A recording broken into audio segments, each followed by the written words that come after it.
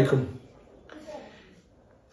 প্রিয় বড়লেখাবাসী, জুড়িবাসী, আপনাদের জন্য একটা সুখবর জানাইতেছি। আগামী সপ্তাহে ইলেকশনের পরে যদি আল্লাহর হুকুম থাকে, সবকিছু ঠিক থাকে, আমি আপনাদের জন্য বড়লেখায় একটা সিএনজি ফিলিং স্টেশনের ব্যবস্থা করতেছি।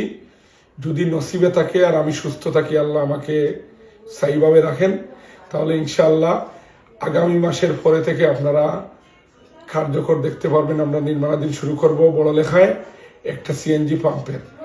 যেহেতু বড়লেখা দুইটা থানার মধ্যে কোনো সিএনজি পাম্প নাই, আপনাদের অনেক কষ্ট হয়। আমার সাথে লাস্ট এক সপ্তাহ যাবৎ অনেক ভাইয়েরা বিয়ানীবাজার আমার সাথে এসে দেখা করেছেন, কথা বলেছেন, মেসেঞ্জারে কথা বলেছেন, ফোনে কথা বলেছেন যে আমাদের অনেক কষ্ট হইতেছে, আপনি বিয়ানীবাজারে অনেক কিছু করতেছেন, বিয়ানীবাজারে আপনি সব কিছু আছে, তারপরেও আরো ডেভেলপ করতেছেন, তো আমাদের বড়লেখাতে একটা সিএনজি পাম্প নাই, যদি আপনি একটু অগ্রসর দেখান। তো আমি সবার কথা শুনে, যেহেতু আমার জন্ম বড়লেখায়, আমি বড়লেখার সন্তান, আপনাদের কষ্ট আর শুইতে পারতেছি না, যার কারণে আমি এখন আপনাদের জন্য ইনশাআল্লাহ বড়লেখায় একটা সিএনজি ফিলিং স্টেশনের জন্য খুব শীঘ্রই নির্মাণ কাজ শুরু করব। আমি জায়গা দেখতেছি বড়লেখার আশেপাশে মেইন রোডে 40 থেকে 60 ডিসিমেল, 40 ডিসিমেল থেকে 60 ডিসিমেল জায়গা যদি কেউ বড়লেখার আশেপাশে বিক্রি করেন, বাজার দর মোতাবেক যেই দাম আসবে এই দামে আমি কেনার জন্য আগ্রহী আছি। আপনারা আমার সাথে যোগাযোগ করতে পারেন।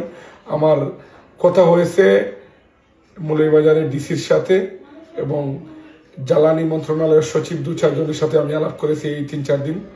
সবাই আমাকে আশ্বাস দিচ্ছেন যে যদি ইনশাআল্লাহ ইলেকশন হয়ে যায়, ইলেকশনের পরে আবার সিএনজির ব্যবস্থা হওয়ার কথা যদি ইনশাআল্লাহ হয়, তে আমি আমার ওয়াদা দিতেছি, যদি সুস্থ রাখে আল্লাহ, আমি বড়লেখার মানুষের জন্য অন্তত একটি প্রতিষ্ঠান এখন করব সিএনজি পাম্প, যেটা আপনাদের বড়লেখায় নেই, জুড়ি নেই। আপনাদের জন্য অনেক কষ্ট হইতেছে, আপনাদের পুরো দিন চলে যায় সিএনজি পাম্পে, আমার দেখে খারাপ লাগতেছে, যার কারণে আমি আপনাদের পাশে দাঁড়াতেছি। সবাই আমার জন্য দোয়া করবেন, সবাই আমার সাথে থাকবেন। আসসালামু আলাইকুম।